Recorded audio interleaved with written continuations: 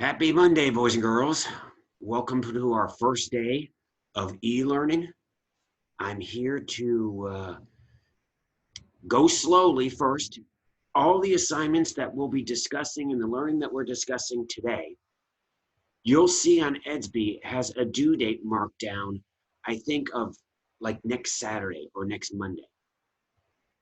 That's for the completion of the whole thing. We're hoping that you can get as much of this work done for each day because we're going to be building from day by day.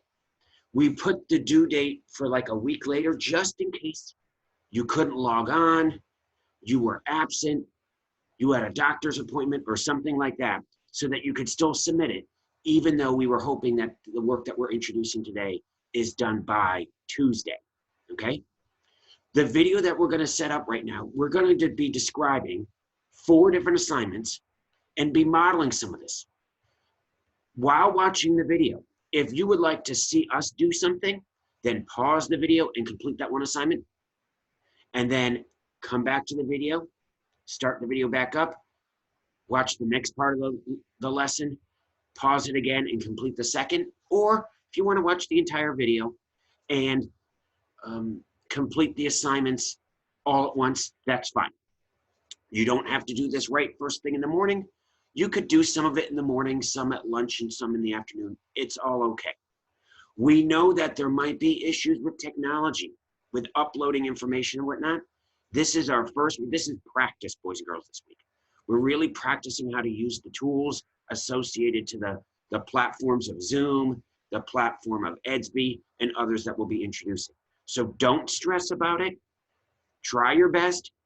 You're learning how to use these things just as we are too, because all of this is new for us as well. So Ms. Dugan, myself, Ms. Dembinski, Ms. Krenz, all your 4th grade teachers are going to be submitting work like this, okay? As always, you can message us through Edsby and let us know if you have a question or not. And also, on Tuesday when we do our Zoom chat, Block 1 will be meeting at 8:30. Block 2 will be meeting at 9:30. You can ask questions then as well. Okay, so the first assignment that we're going to do is our Think Right. I know normally we do our Think Right in those black composition books, but those are at school. So if you would just go ahead and have a blank piece of paper. We're going to do all our Think Rights on the same paper. If you want to do your Think Right handwriting, or if you want to do your work, not just your Think Right, but all your work on a typed document. Either way, whatever easiest for you to upload, that's fine, okay? You get to choose, okay? Even if you want to do it in cursive, go for it, okay? So your Think Right today will be using a photograph that we have pinned on Edsby, and I'm going to show it to you right now. So,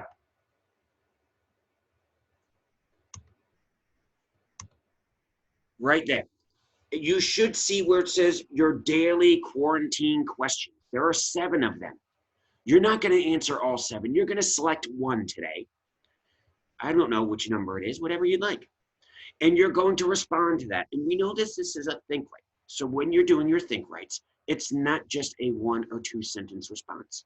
We're looking for you to supply evidence and elaboration, evidence from your own personal experience. It might be something that you're going to do in the future. So like, how am I getting outside today? Maybe you haven't done that yet. You can talk about what you will do or possibly do, okay? For all of these, we're hoping that you include your crafts. We will upload, we haven't done so yet, but we will upload a list of the crafts that we've reviewed and provide a little description of those. And if you could, highlight those crafts, okay? So you're only responding to one of these. When we do our meetings through Zoom, we'll take a couple volunteers to share that. And also, if on those times that you can log in for feedback, especially on Thursdays, those feedback days, this might be something you want to share so that you can get some information about your writing for your Think Right, okay? So pick one, respond to one of these, really elaborate on it, provide us lots of details while using crafts, and we'll share that. Okay, that is our first assignment with our Think Right. Don't forget the crafts. Don't forget the craft space, boys and girls. Thank you very much. Let me exit out of this. Okay, again, that visual of the poster with those is pinned already on Edsby, and you can find that there. Okay, great. The next thing we're going to do is we're going to start reading from the book Holes. Many of you have a copy of the book Holes. You purchased it or already had it. Some of you have ordered it and it might not be delivered. If you haven't, we have on Edsby uploaded the book Holes as well as a PDF file. And it should look like this. Let me share you this. Whoops.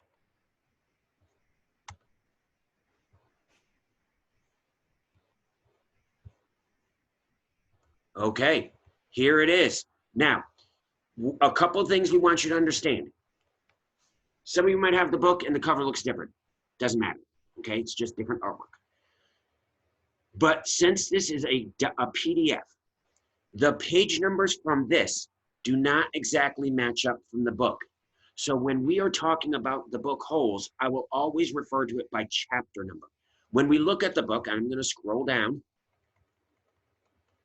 The book is divided up into different parts.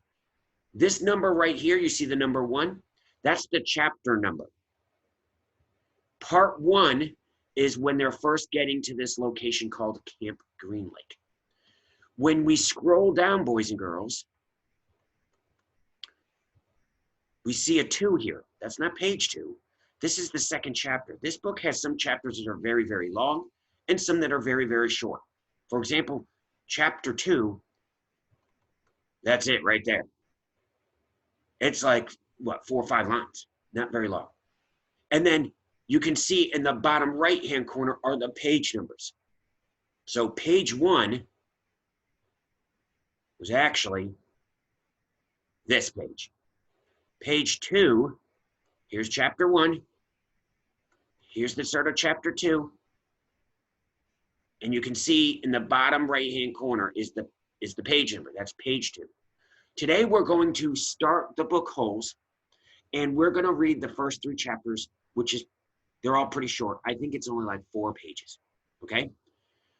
You can follow along on the screen because I'm gonna broadcast this, or you can have your own book out as well. There is a question that we want you to answer at the end.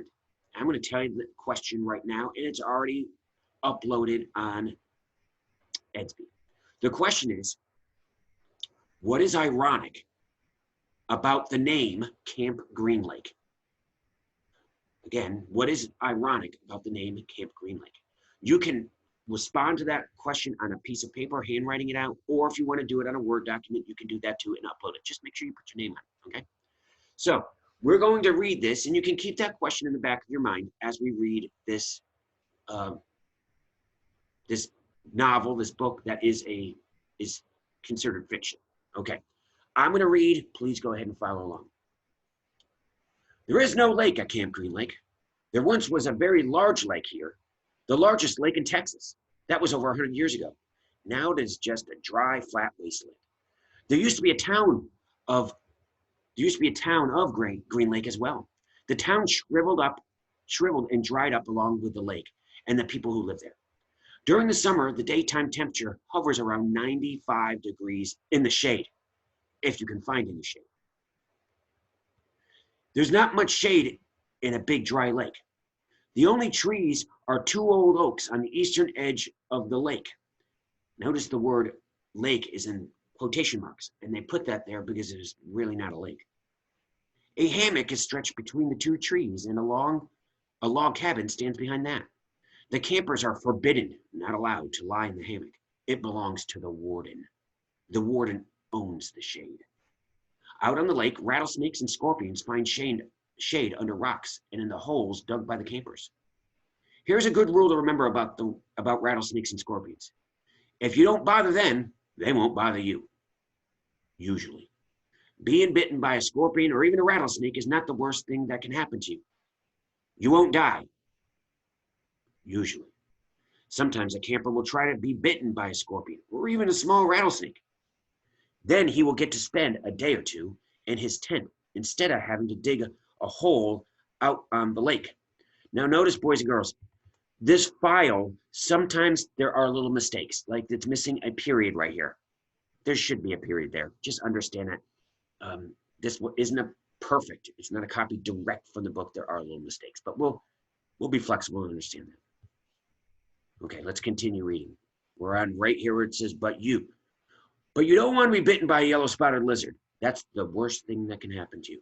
You will die a slow and painful death. Always. If you get bitten by a yellow spotted lizard, you might as well go into the shade of the oak trees and lie in the hammock. There is nothing anyone can do to you anymore. That was chapter 1. Pretty quick. I don't know about you, but Camp Green Lake doesn't sound like a great camp to go to. Chapter 2. You're probably asking, why would anybody go to Camp Green Lake? That's what I was thinking too. Most campers weren't given a choice. Camp Green Lake is a camp for bad boys. If you take a bad boy and make him dig a hole every day in the hot sun, it will turn him into a good boy. That was what some people thought. Stanley Yelnats was given a choice. The judge said, you may go to jail or you may go to Camp Green Lake. Stanley was from a poor family. He had never been to a camp before. There we go, chapter 2. We're starting now chapter 3. This chapter is a little bit longer, but it's only a couple more pages. So, chapter 3. Again, we should be thinking about what is that ironic thing about the name Camp Green Lake. Let's continue with chapter 3. Stanley Yelnats was the only passenger on the bus, not counting the driver or the guard. Again, there should be a period there. I know that because I see the capital T. It's a mistake. We'll deal with it. The guard sat next to the driver with his seat turned around facing Stanley. A rifle lay across his lap. Stanley was sitting about 10 rows back, handcuffed to his armrest. His backpack lay on the seat next to him. It contained his toothbrush, toothpaste, and the box of stationery his mother had given him. He'd promised to write to her at least once a week. He looked out the window, although there wasn't much to see, mostly fields of hay and cotton. It was a long bus ride to nowhere. The bus wasn't air-conditioned, and the hot, heavy air was almost as stifling as his handcuffs. Stanley and his parents had tried to pretend that he was just going away to camp for a while, just like rich kids do. When Stanley was younger, he used to play with stuffed animals and pretend the animals were at camp. Camp fun and games, he called it.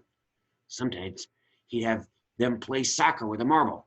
Other times he'd run an obstacle course or go bungee jumping off a table, tied to broken rubber bands. Now Stanley tried to pretend he was going to Camp Fun and Games. Maybe he'd make some friends, he thought. At least he'd get to swim in the lake. He didn't have any friends at home. He was overweight, and the kids at his middle school often teased him about his size. Even his teachers sometimes made cruel comments without realizing it. On his last day of school, his math teacher, Mrs. Bell, taught ratios.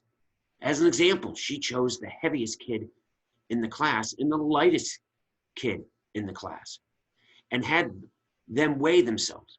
Stanley weighed 3 times as much as the other boy. Mrs. Bell wrote the ratio on the board, 3 to 1, unaware of how much embarrassment she had caused both of them. Stanley was arrested later that day. Whoa, I'm wondering right now, what did this kid do? Maybe he got upset and got mad at the teacher and did something. Let's find out. Let me scroll down. Stanley was arrested later that day. He looked up at the guard who sat slumped in his seat and wondered if he had fallen asleep. The guard was wearing sunglasses, so Stanley couldn't see his eyes. Stanley was not a bad kid. Wait a second. He's not a bad kid. Why'd he get arrested? Let's read. Stanley was not a bad kid. He was innocent of the crime for which he was convicted. He'd just been in the wrong place at the wrong time. It was all because of his no good, dirty, rotten, pig-stealing great-great-grandfather. Whoa. That's strange. He smiled. It was a family joke. Whenever anything went wrong, they always blamed Stanley's no good, dirty, rotten, pig-stealing great-great-grandfather. Supposedly, he had a great-great-grandfather who had stolen a pig from a one-legged gypsy, and she put a curse on him and all his descendants. Descendants means like all his family. Stanley and his parents didn't believe in curses, of course, but whenever anything went wrong, it felt good to be able to blame someone. Things went wrong a lot. They always seemed to be in the wrong place at the wrong time. Let me scroll down. He looked out the window at the vast emptiness. I know vast was a word that we had on a word wall. Vast meant large. He watched the rise and fall of the telephone wire. In his mind, he could hear his father's gruff voice softly singing to him. If only, the woodpecker sighs. The bark on the tree was just a little bit softer. While the wolf waits below, hungry and alone, he cries to the moo-oo-oon. If only, if only. It was a song his father used to sing to him. The melody was sweet and sad, but Stanley's favorite part was when his father would howl the word moon. The bus hit a small bump and the guard sat up, instantly alert. Stanley's father was smart and had a lot of perseverance. We've talked about that word, perseverance. That's a great character trait, never giving up. Once he started a project, he would work on it for years, often going days without sleep. He just never had any luck. Every time an experiment failed, Stanley could hear him cursing his dirty, rotten, pig-stealing great-grandfather. Stanley's father was also named Stanley Yelnats. Stanley's father's full name was Stanley Yelnats III. Our Stanley, the main character in the book, our Stanley is Stanley Yelnats IV. These right here, the three I's and the I and the V, those are Roman numerals. So this means 3, and this IV means 4, okay? Everyone in his family had always liked the fact that Stanley Yelnats was spelled the same frontward and backward. So they kept naming their son Stanley. Stanley was an only child and was every other Stanley Yelnats before him. All had something else in common. Despite their awful luck, they always remained hopeful. As Stanley's father liked to say, I learned from failure. But perhaps that was the part of the curse as well. If Stanley and his father weren't always hopeful, they wouldn't hurt so much every time their hopes were crushed. Not every Stanley Yelnats has been a failure, Stanley's mother often pointed out. When Stanley or his father became so discouraged, they actually started to believe in the curse. The first Stanley Yelnats, Stanley's great-grandfather, had made a fortune in the stock market. He couldn't have been too unlucky. At such times, she neglected to mention the bad luck that befell the first Stanley Yelnats. He lost his entire fortune when he was moving from New York to California. His stagecoach was robbed by the outlaw Kissing Kate Barlow. If it weren't for that, Stanley's family would now be living in a mansion on a beach in California. Instead, they were crammed in a tiny apartment that smelled of burning rubber and foot odor. If only, if only. The apartment smelled that way The apartment smelled the way it did because Stanley's father was trying to invent a way to recycle old sneakers. The first person who finds a use for old sneakers, he said, will be a very rich man. It was his latest project that led to Stanley's arrest. The bus ride became increasingly bumpy because the road was no longer paved. We're moving on to page 5. And this will be the last section that we're reading from Holes today. Actually, Stanley had been impressed when he first found out that his great-grandfather was robbed by Kissing Kate Barlow. True. He would have preferred living on the beach in California, but it was still kind of cool to have someone in your family robbed by a famous outlaw. Kate Barlow didn't actually kiss Stanley's great-grandfather. That would have been really cool. But she only kissed the men she killed. Instead, she robbed him and left him stranded in the middle of the desert. He was lucky to have survived, Stanley's mother was quick to point out. The bus was slowing down. The guard grunted as he stretched his arms. Welcome to Camp Green Lake, said the driver. Stanley looked out the dirty window. He couldn't see a lake, and hardly anything was green. So, at this moment, when we're finished, we're going to ask you to write down and explain why the name Camp Green Lake is ironic. What's ironic about that? Okay. We're going to stop here. Please do not read it further along in the book. We will be reading a portion each day and doing something with that. Okay? Let me close this out, stop sharing. And you're back looking at this ugly mug. Okay. I'm going to hit pause just for a second, and then we'll come back and look at the last two assignments. Here we go. Okay, welcome back, boys and girls. We're going to move on to our third activity that we're going to do today. And we're going to use our journeys books for this. So you were given the steps on iReady. I'm sorry, iReady. You were given your steps on Edsby on how to access your iReady books. I'm going to pull it up right now, and we're going to be reading a selection from our journeys book called Sacagawea. Some of you might know who Sacagawea was. I think, well, she is a historical figure from our country's history. And I believe she was in a movie that many of you might know, Night at the Museum. I believe Sacagawea was in that one. I don't remember if it was Sacagawea or Pocahontas, but I think she was. No, it was made up movie. But we're going to learn more about Sacagawea. And what we want you to do with Sacagawea, we're going to read this a couple times during this week. For today, you're going to read the entire text. It starts off on page 588. We have that listed on Edsby. And when you go to the book, you can just when you go to the book through the link from Clever, you can just type the page number at the top so you don't have to scroll through everything. Okay. So what you're going to do is you're going to read the entire text, and we want you to write down or type it out, whatever way you want to do it. What is the main idea of the text? What is this text mostly about?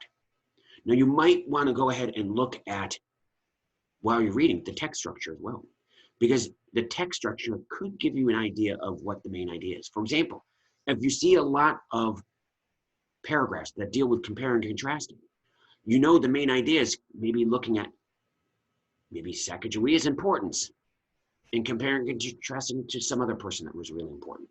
Now, I know, boys and girls, that's not the main idea of the text. I was using that as an example.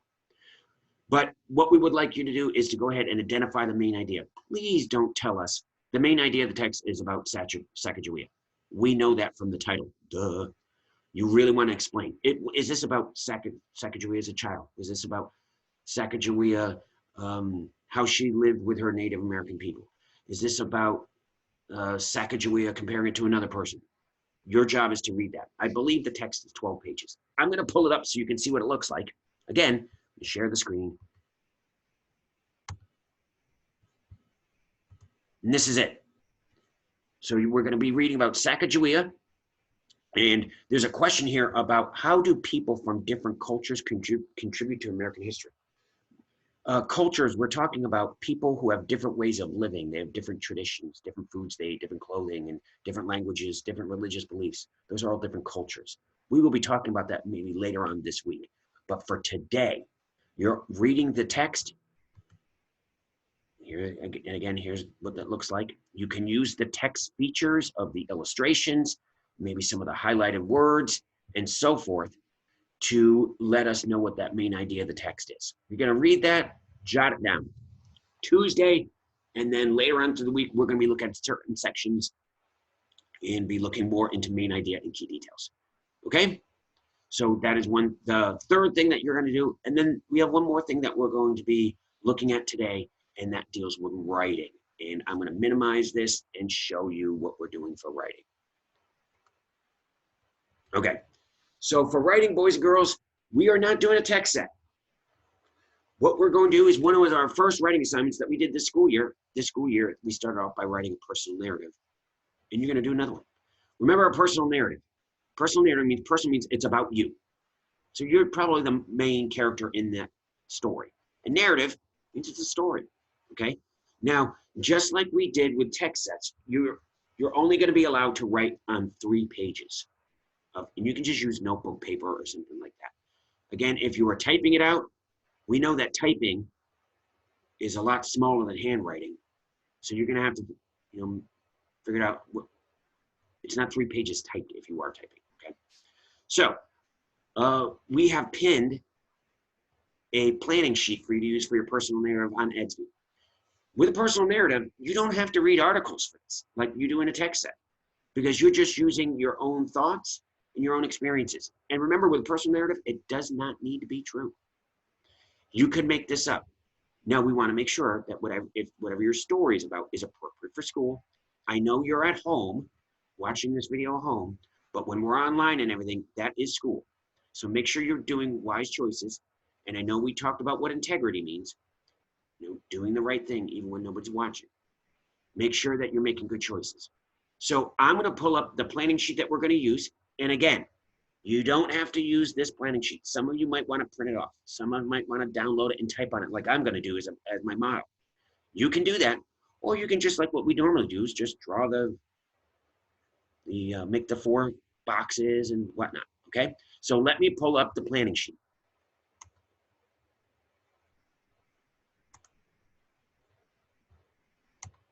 Here you go. This is what your planning sheet is. So up here, you're just going to write your name and the date. Here, this is where we write the topic. And the type of topic is a narrative topic. So I'm going to type in NT. And this is a personal narrative. And I have to think about what is it that I want to write about. Now, we're writing about 3 pages. So we can't be writing about like my whole spring break. That's way too long than 3 pages. I probably can't even write about 1 day of my spring break. We have to look at one instant, one moment, one particular thing. So let's see. What do I want to write about that I can have an introduction, a beginning of the story? A couple middle paragraphs to describe those events for that one moment, and then an ending is the story. Let's see. Don't want to do all of spring break because that's too long, not even a day. I know I will do. My personal narrative is going to be about the first time I rode a roller coaster. And it was a roller coaster at Busch Gardens. And it was I think it was Montu was the roller coaster. So I'm going to write down my topic of my narrative topic is the first time I rode a roller coaster. I believe it was Montu was the name of the roller coaster. That was at Busch Gardens. Okay? So I'm going to go over here. This is my beginning. And I know I can't draw circles like we normally do or ovals around that.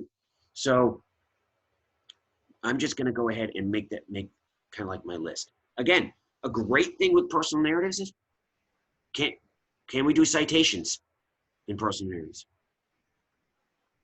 No, because we're not reading articles. So when we look down here at the bottom of this, it says sources. I don't need to list any sources because all of this is coming from my own brain, my own memory, my own imagination, if it's the case it's not true. If we were doing an opinion topic or an informational topic where we read articles, then we would have to list those sources. So there's not going to be no citations. Insight, connections, background, we're going to have lots of those. Lots of insight, original thought in a narrative, okay? So the whole thing is basically a bunch of insight. Okay, so my first day, for the beginning, it was that morning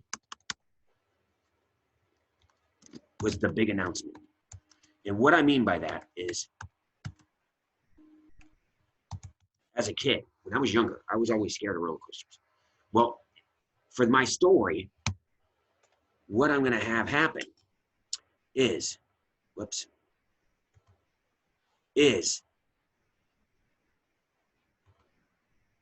see.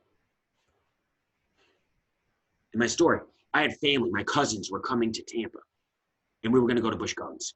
So, cousins coming for a visit.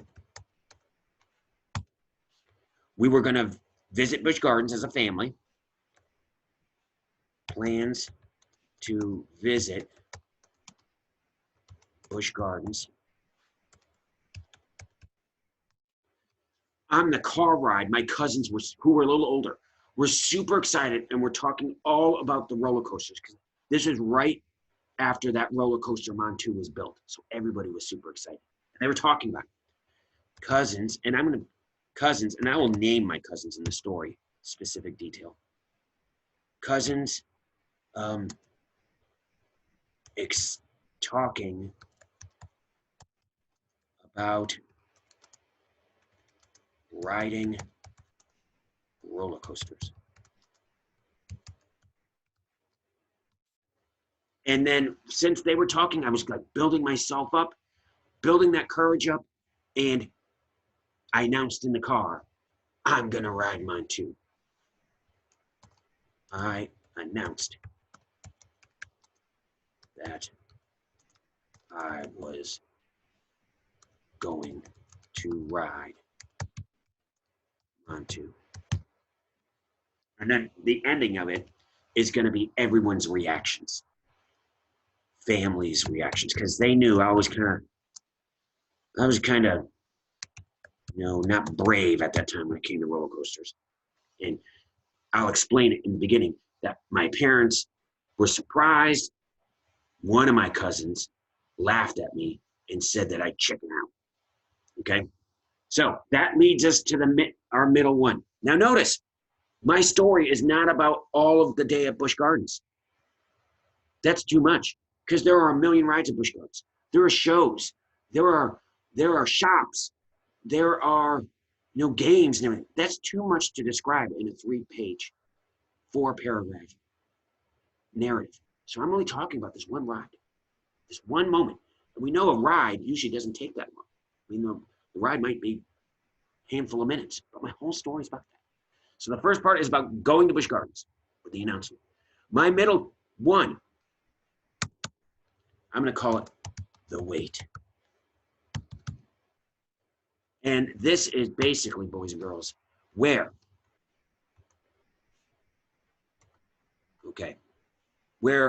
I'm all nervous.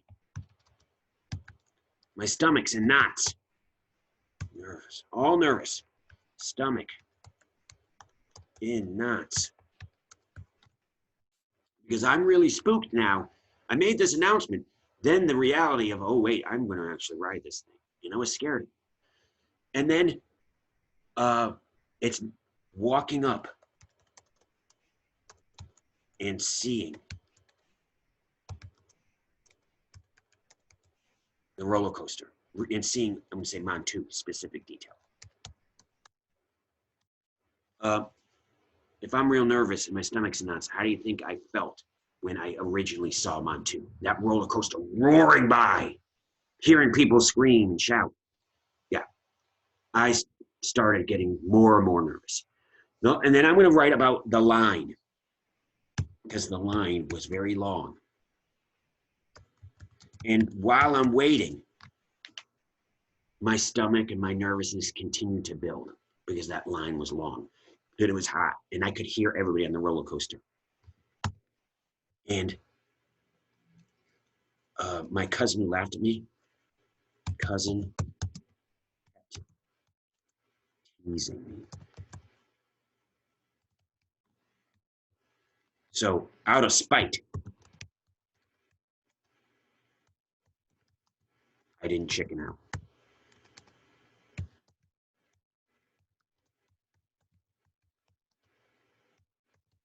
Okay, so my beginning is just making the announcement to go on this roller coaster.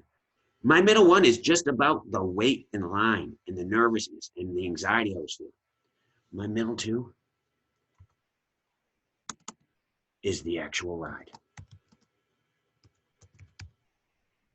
So this is when I'm actually experiencing the ride. And, oh, no. I do want to change something. I want to add one more detail. My last detail for my middle one will be actually getting on the roller coaster and going up that hill where click, click, click, click, click, click, click, kind of builds that anxiety. So getting on and going the hill. Now I'm going to use better vocabulary during my writing than my plan. Okay, so here's the ride. So the ride. Let me go ahead and cue this in. Went down that hill. The first thing I was going to write about was going down the large hill. Going down large hill. Almost threw up. The next thing was going through the loop, because I think right after the hill there's a big loop. You go upside down. Loop. And when I went on the loop, when we went around to the very top, I remember seeing people's stuff falling, like pennies and change and glasses and things like that. And when I came back to the bottom of the loop, those things that fell out actually hit me in the head. So the loop and pennies hitting me.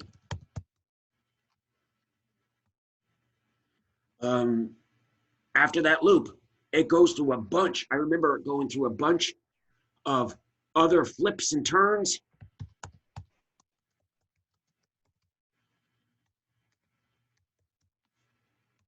And there was this noise. I heard this noise that I'd never heard before, this high-pitched screeching almost. And I didn't know what was coming from until I looked out of the corner of my eye and saw my cousin looking at me. And I realized that noise was coming from my own mouth. I was screaming so loud in terror because of this. And she was laughing so loud at me that tears were actually coming to her eyes. So I'm going to put me screeching. And then about my cousin laughing. Cousin laughing.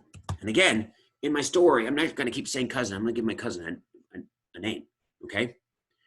So, the end is getting off the ride and seeing, exiting the ride.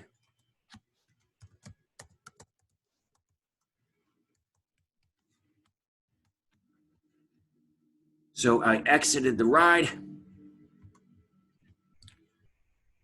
My knees were shaking when I was walking. Knees shaking.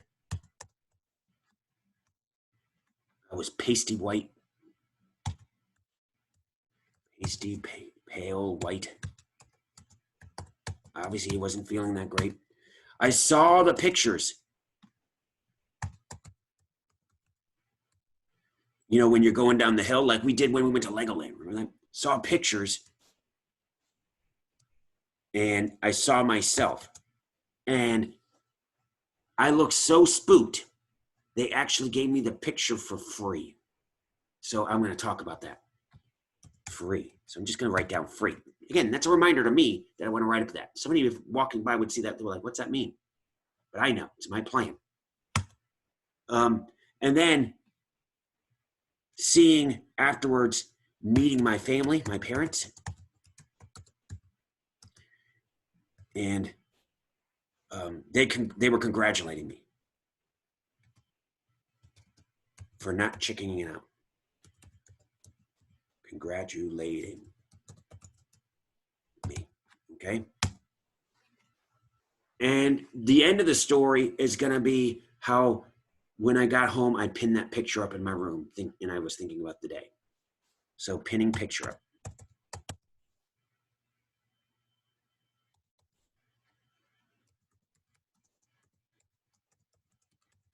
Okay, so there is my plan. I don't have to do the sources. Remember, your personal narrative should be about one instant, not even one day. I didn't talk about all the other stuff we did at Busch Gardens. Okay? It was mostly all about just that one ride. So you are going to do the same thing. It doesn't have to be about Busch Gardens. It doesn't have to be true. It doesn't have to be made up. You are going to go ahead and make up your own personal narrative about one particular moment, something that's appropriate to school. Oh, and we would like your personal narrative to be something that is believable. Now I'm telling you right now, boys and girls, I kind of made this story up. Okay, kind of made this story up. I did ride on roller coaster and things, but you know, this thing with my cousin, that part's made up. But that doesn't matter. You can do that as well. We want your personal narrative to be something that actually could happen. Okay, so a narrative that, you know, that's realistic. Okay. Again, you can use this template that we posted on Ideas, or you can go ahead and just draw on a notebook paper and handwrite it out. All of these assignments are, again, marked in your, they're marked in on Edsby, and there's a due date that it should be turned in by Saturday or Monday, or next Monday or something. We would hope them they're actually done by Tuesday, if everyone's to log in. We know the first week is probably going to be really slow in regards to being able to get on Edsby. Okay. Feel free, if you have any questions, you can message myself or Miss Dugan or Miss Dembinski if you're working with Miss Dembinski. And then we're really looking forward to what the writing will be about. On Tuesday, you will be learning a new craft and be adding that craft into our writing. It fits nicely into this, and it is going to be sensory detail. You know, we all have 5 senses: smell, sight, and so forth. We're going to be adding those into our story to add more description and to be able to elaborate more. Okay, boys and girls, that's it for our day. Pat yourself on the back. This is your first day of watching our video. We will be reviewing some of this work, and on Tuesday when we do our first meeting, and we'll post the times once again online. Okay, clowns, talk to you later. And we're really happy that we're able to do this. I know it's not the best situation. We would love to be back at Mitchell all meeting together, but this is better than nothing. Okay? Remember, boys and girls, you're also working on independent reading every day. Miss Hurst posted about possibly reading 15 to 30 minutes. That doesn't mean you do extra work for her. That counts as our 30 minutes every day. And don't forget, you have to do 50 minutes, 50 minutes of iReady for the week, not every day. Okay? Let us know if you have any questions. We're looking forward to hearing you. Thanks, boys and girls.